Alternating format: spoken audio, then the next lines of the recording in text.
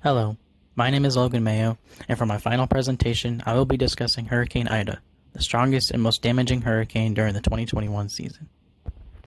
In order to discuss the importance of Hurricane Ida, we must first go over what classifies as a hurricane, how hurricanes form, and the life cycle of a hurricane. According to the National Oceanic and Atmospheric Administration, a hurricane is a cyclonic, low-pressure system with organized thunderstorm activity that forms over tropical or subtropical waters. Hurricanes are also called cyclones when they form in the South Pacific or Indian Oceans, and typhoons when they form over the Northwest Pacific Ocean.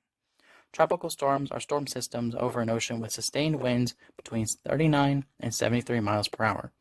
In order for a tropical storm to then be classified as a hurricane, the storm must have sustained winds at or above 74 miles per hour. Once a storm is classified as a hurricane, they are measured by the Saffir-Simpson Hurricane Wind Scale, which categorizes hurricanes on a scale from 1 to 5, 1 being the least powerful and 5 being the most powerful. A key difference between categorizing a hurricane versus a tornado is that, unlike tornadoes, hurricanes are given a categorical rating before making landfall. Hurricanes begin as tropical disturbances, storm systems with organized convection that last longer than 24 hours. If there is enough energy for a system to develop further, meteorologists will consider this region an investigative area. These disturbances then grow into tropical depressions.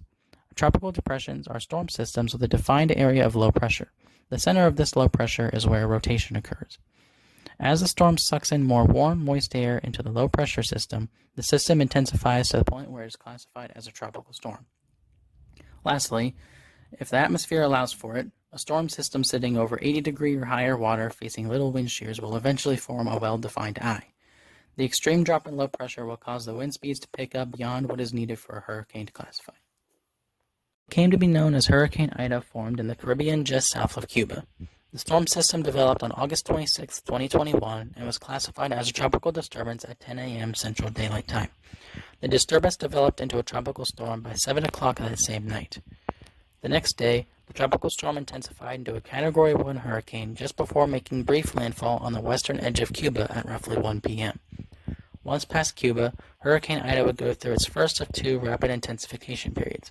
A rapid intensification period is a rare maturation process of a hurricane in which there is an increase in the maximum sustained winds by at least 35 miles per hour or greater over a 24-hour period.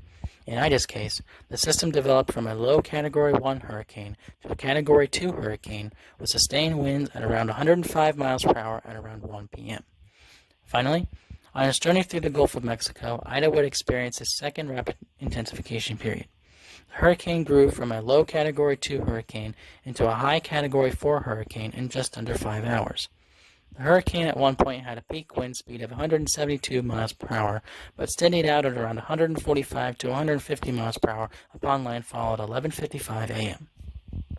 Hurricane Ida made landfall along the southeastern coast of Louisiana in Port Fortune, where the wind speeds measured at 150 miles per hour.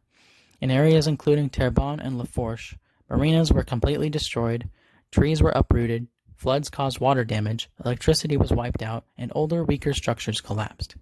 In parts of Grand Isle, New Orleans, and Laplace, because these areas consisted of primarily low-income residents, they experienced massive economic losses and casualties. The extremely high storm surges combined with the 50-mile radius of peak winds made not only casualties more likely, but rescue efforts that much more difficult.